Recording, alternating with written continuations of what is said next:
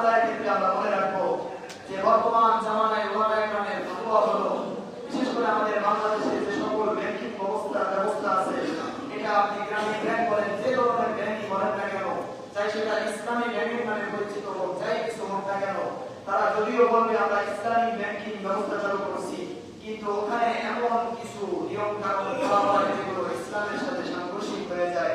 সুতরাং বাংলাদেশের কোনো ব্যাংকিং ব্যবস্থা বর্তমান জামানায় জায়েজ নাই। এটা সহজভাবে কারণে বর্তমান জামানায়। এখন আমরা সংক্ষেপে আলোচনা বেশি দীর্ঘ করা যাবে না, আমরা শুধু সংক্ষেপে জেনে রাখবো সুদের ভয়াবহতা, সুদের শাস্তিটা মূলত কি। আল্লাহ তাআলা সূরাতুল বাকারার মধ্যে বলেন,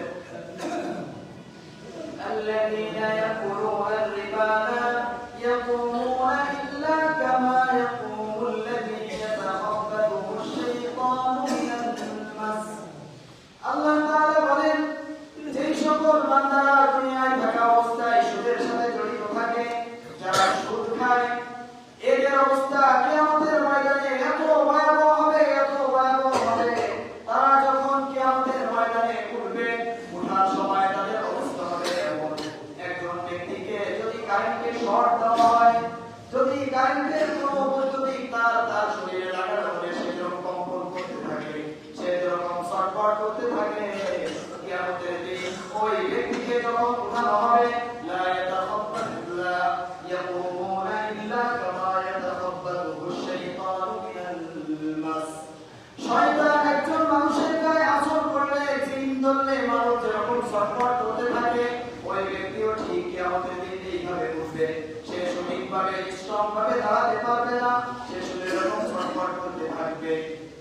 পরের আয়াতের মধ্যে আল্লাহ তাআলা বলেন যে আমরা দেখি সুদে নিয়ন্ত্রণ করলে, সুদে ব্যবসা করলে ব্যবসায় বরকত হয়, ব্যবসায় অনেক লাভ হয়। আমি ঘরে বসে থেকেও যদি 1 লক্ষ টাকা ব্যাংকে লাগিয়ে রাখি, সুদে লাগিয়ে রাখি, আমার পারিশ্রমিক আসতেছে, সেখান থেকে আবার প্রফিট আসতেছে, সেখান থেকে আমার লাভ আসতেছে। কিন্তু আল্লাহ তাআলা বলেন, যদিও তুমি দেখো এখানে লাভ আসতেছে, কিন্তু মূলত এটা কোনো লাভ না। আল্লাহ তাআলা বলেন সূরাতুল বাকারার পরের এক আয়াতের মধ্যে, ইয়ামহাকুল্লাহু রিবা ওয়া ইউরবিস সাদাকাত। যদিও তোমরা দেখো সুদে লাভ হয়, কিন্তু আমি আল্লাহ ঘোষণা করছি সুদে লাভ হয় না, ঘুষে লাভ হয় না, বরং এটা তোমার সমস্ত ভালো কাজকে মিটিয়ে দেয়, তোমার অন্য সকল অর্থ সম্পদকে মিটিয়ে দেয়, যার একটা জ্বলন্ত প্রমাণ আমরা পেয়েছিলাম এহসান সোসাইটির সময়।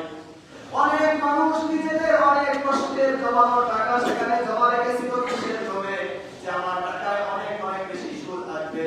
কিন্তু যখন তারা এই বাংলাদেশ থেকে পলাই গেল, তখন তাদের আসল টাকা তো চলে গেল, সুদের টাকা তো দূরের কথা, মানুষের জমানো টাকাও সব চলে গেল। এই জন্য আল্লাহ তাআলা আয়াতের মধ্যে বলেন যে হতে পারে তুমি সুদের ব্যবসায় কারবার করে তুমি 2 লক্ষ টাকা ইনকাম করেছো, কিন্তু আমি আল্লাহ তো পারি তোমার মনের মাঝে, তোমার দেহের মাঝে এমন একটা রোগ দিয়ে দেব যার কারণে 5 লাখ টাকা চলে যাবে। তুমি ইনকাম করেছো মাত্র 2 লাখ, কিন্তু এমন একটা রোগ, কিডনির সমস্যা, তোমার সেখানে লাগবে 5 লাখ, তাহলে আরো 3 লাখ কিন্তু মাইনাস হয়ে গেল।